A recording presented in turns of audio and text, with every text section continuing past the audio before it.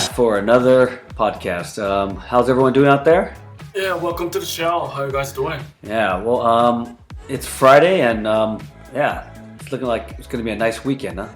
Yeah, what a cold day. Yeah. I hope it gets warmer soon, but yeah. I think we're in for a warm weekend, according to the forecast. So, Oh yeah? well, I mean warm as in like 19 degrees, so that's not too warm. Okay, so what's on the menu? Yeah, I was wanting to discuss the key to international marriages. International marriages. Yeah, what's the secret, Okay. huh? If there is one. I mean, no secret, but honestly, I have no idea, what it is. Because I'm single and I'm not married, so I mean, you're the person who understands, what's going on. Understand? I think I'm trying to wade my way through this, but yeah, I say that I'm treading water, I think. So Yeah. So. well, basically, I mean, do you think that international marriages are any different from regular marriages between two people from the same nation? I think it's very different. I mean, from our layman perspective, I'm not married like I said. But I mean, I think there are a lot of pros and cons, I guess.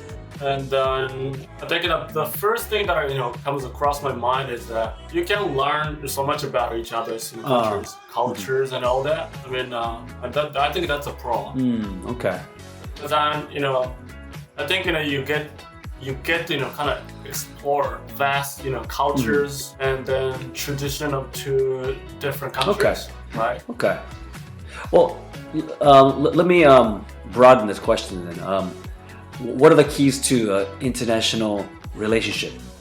Because I mean, like in the beginning, when I first started dating, when I first got to Japan, and like everyone always asked, "Oh, what's it like dating a Japanese person?" And I thought, nothing. I mean, in terms of like, there's a little bit of a language barrier, naturally, but other than that, I mean, it's only skin deep. You know what I mean? Like on the outside, I mean, we may be different like hues, but aside from that, I mean, people are people, huh? I think. Right. I mean, have you ever dated anyone other than a Japanese American or any other nationalities? Yeah, and I mean, like I said, I think people are maybe looking too deep into this, huh? I mean, obviously there are some cultural differences that you have to accept on both ends, but I mean, aside from that, I mean, like when it comes down to like caring for the other person, just other aspects, I mean, I think it's essentially the same, huh? It's universal, right? So love is universal, isn't it? Yeah. or I hope it is. Yeah, I mean, I guess successful relationships require understanding and desire to just make it work. Yeah. And then that's all. At the end of the day, I mean, communication is the most important. Yeah. I mean, like, I think I've been married for over a decade, huh? Can't believe I'm saying that, over a decade. And I mean, like the first couple years when you're dating, like it's bliss, right? Everything's still new, and but I mean, over time, I mean, it takes a lot of work. I mean, no kidding. I mean, I think every relationship has its ups and downs, and but I mean, yeah, you both have to, I think, put in a lot of work. And absolutely. And if both people aren't willing to do it, then that's when things start to break down, huh? I mean, But I mean, like, would you say that like relationships, like marriages in Asia, are I mean, still have a lot more, I don't say meaning, but are taken more seriously? Because I mean, my views. I mean, growing up in the States, I mean, especially a child of the '80s and '90s, when there was a lot of like liberation and people wanted to, like rebel against the system, and like divorce rates. I mean, right now that's like what 50 or 60%, right? Marriages don't work out in the States. In the States. Huh? And it's pretty sad. You know what I mean? The breakdown of a union. I mean, like it's nothing to laugh at. And I think a lot of people don't take it seriously these days. They get married and get divorced. I mean, look at Hollywood. Like people think it's like this moral. They're like the moral compass of America, but I mean, it's a bunch of wackos. You know what I mean in the industry. Yeah. I mean, I think it is sort of like a microcosm of the rest of the states. I mean, because I see a lot of like even a lot of my friends, their parents are divorced. I'd say half of my friends at least. And Really? well, of my Asian friends, I'd say most of their parents are still married. We're a different generation, but I mean, the kids coming up, yeah, I would say that it's changing, even for the Asian, I think, households in the United States. Okay. I mean, I don't have any friends who are divorced right now. Oh wow, really? Around me, but yeah. I mean, It's incredible. Yeah, but do you have any friends who are divorced, already? And In Japan, yeah, I have. no, I mean, in the States and Yeah, like I got a lot of my friends, most of my friends, like I said, wow. and like I said, it seems to be like a like atarimae, you know what I mean? Like, oh yeah, after this many years, like I have a buddy, like his parents divorced. They waited. I guess they sort of timed it until when the last kid got out of high school. And they sort of just and then they announced we're gonna get divorced, but the kids already knew it was coming, huh? And it is sad. It's crazy, and the way like I see the way he explained it, like I thought like because he has two other siblings, so three in total, right? Like him included his three siblings, and like it didn't sound like a very happy household, huh? And so yeah, I can and I wonder is maybe is divorce the better option, when you're in a very unhappy marriage, Yeah, So- right. Yeah, I mean, I think how you view marriage is different, and it depends on the where you're from. Actually. yeah, I guess so. And we just in general, Asian people, take marriage kind of seriously, right? I'm not sure if my parents are happy about marriage, but they're still together, Yeah. fortunately, and then I'm happy about it. But I'm not sure if either my mom or dad are happy about marriage. I'm not sure. I've never asked about it, so I mean, I think after being with someone for like an extended amount of time, I Yeah. think you're gonna have like sort of a hate-love relationship. You know what I mean? Hopefully Definitely. more like love than hate, huh? sure. But I mean, even my parents. I mean, my mom always complains about my dad, and it goes both ways. But I mean, at the end of the day, they somehow manage. You know what I mean? And Yeah, I mean, I've seen both of them, just complain about each other, and, but it's apparently that they just depend on each other. Like my mom, cooks, like for him, Yeah. like every single day, and then my dad, used to just provide for my family, Yeah. and then right, he used to be a breadwinner, and then just they just rely on each other, and then that's how it works. So yeah. and I mean, I don't mean to change gears here, but like going back to like international marriages, like I think it requires one person at least to sacrifice, meaning like where you live, because like I live in Japan, and I mean I'm pretty content, but I mean like it's I'm getting to the age where now like my parents are in their like 60s and 70s, you know what I mean? And Yeah, so I'd like yeah. to be around them more, but I mean I can't, and I think if I asked my wife to do the same thing that I did, I think she would say or give me a big no. You know what I mean?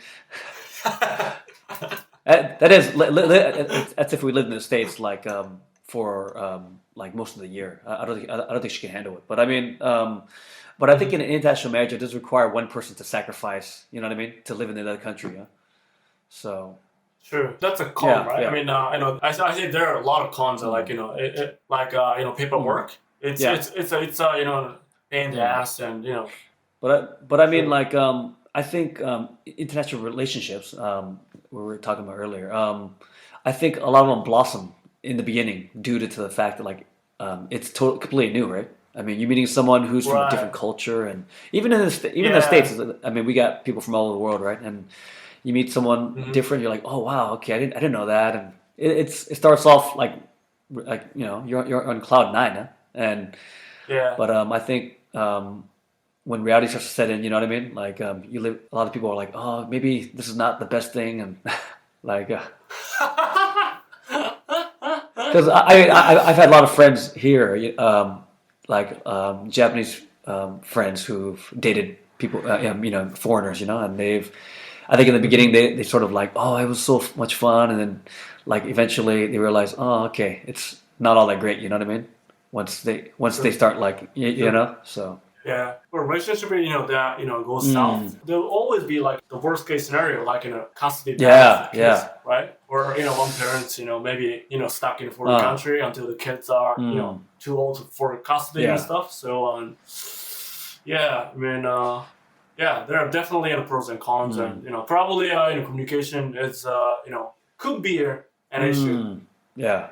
I mean, language issue is huge, thing, and either of you have to speak in either in a mother tongue, like then the possible common language is likely to be in English, right? So, which is the major language, spoken in the world. So, probably. I mean, if you're from the States and your wife is from here, so she must have kind of struggled to communicate with you, in the past at one point in time. I mean, like we have some mutual friends who are, they've married someone else from non-Japanese, huh?